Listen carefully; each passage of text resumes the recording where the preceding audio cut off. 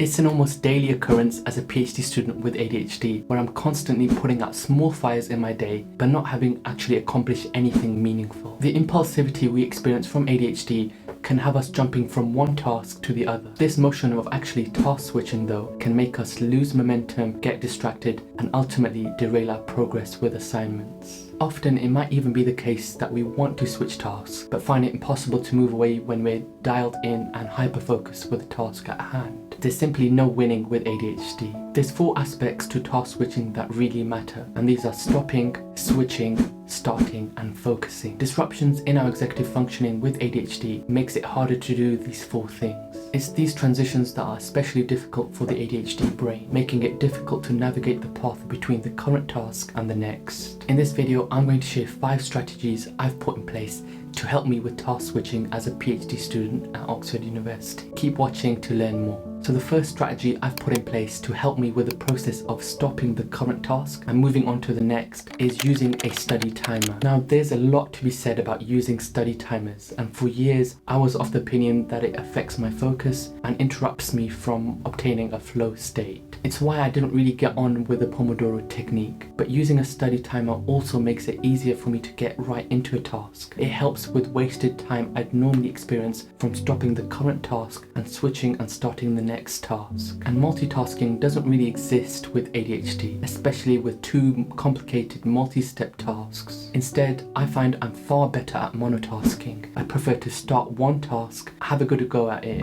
and ideally finish it before moving on to the next task. With a study timer, it's very easy to set myself 4 Pomodoros on one task and then give myself a break before moving on to the next task. The Pomodoro technique allows me to work for 25 minutes and then take a 5-minute break, and then a slightly longer break after 4 Pomodoros. And this leads on well to my next strategy: get up and change your environment. With my ADHD, I find it very difficult to task switch when I need to focus on 2 or more things. For instance, if I'm working on running an analysis and then I have to actually write up that analysis, I struggle to finish up the analysis and jump right into writing up the results. I naturally prefer segmenting these 2 tasks. Without segmenting one task from the other, I struggle with switching from the current task to the next. And this works really well with the Pomodoro technique, because I've learned that I don't need to finish the first task entirely before I can move on to the next task. Instead, what I tend to do now is set myself a few Pomodoros and then I'll take a planned break before starting my study timer again. During the self-imposed break I take between finishing one task and starting the next, what's really helped me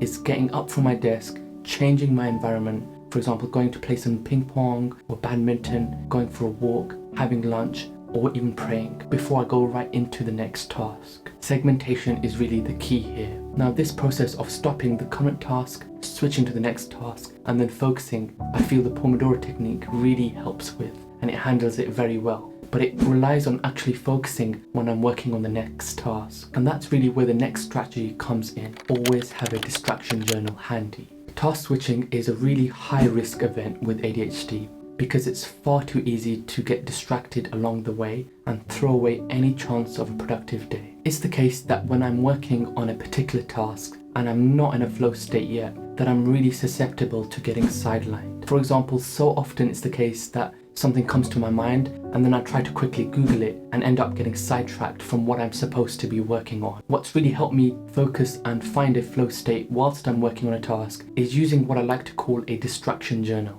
I have a notepad handy, so when things come to my mind, I can just write them down straight away and put it to the back of my head. And that way I don't actually need to act on it straight away and switch tasks, which my ADHD would normally make me do. At the same time, I know eventually I'm going to be able to take a break and I can Google that thing or watch that YouTube video without interrupting my workflow. I found at university success is really dependent on discipline, and a distraction journal really helps with this. My next strategy that helps me task switch effectively at university is having buffer time between tasks. It's so important with ADHD to do something entirely different between starting one task and the next. What's really helped me with task switching is not only taking breaks between tasks, which I've talked about already, but actually seeing the time between tasks as buffer time. This really helps me make my university study timetable ADHD friendly. So if I'm planning to do 3 university tasks in my day, I'll have a buffer period between tasks, and then at the end of the 3rd task, I'll have a buffer period so I can switch off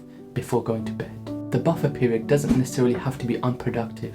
It can be having a shower, doing house chores, or getting ready for the next day. Anything to segment your university tasks. Now, my fifth and final strategy I've been using to task switch effectively is reducing task switching altogether. There's no doubt that when you switch from one task to another, you lose momentum and it can take a while to get back into a flow state. It's so important then to plan your days at university so you have a set number of tasks you're going to work on in your day. That way you have a criteria to assess your day against. But it's also important because it stops you from switching from the task you're supposed to be working on to do tasks that you don't need to be doing. I'm a big proponent of setting myself for only 3 things to do each day at university, either early in the morning or the night before. It might be the case that I might only accomplish 2 of these, but that's better than setting myself 10 tasks to do, getting overwhelmed and procrastinating, and then only accomplishing 2 of them. Once I've finished my 3 tasks, I find I'm on a high because I've accomplished what I've set out in my day. This of course means that if I did want to take on another task,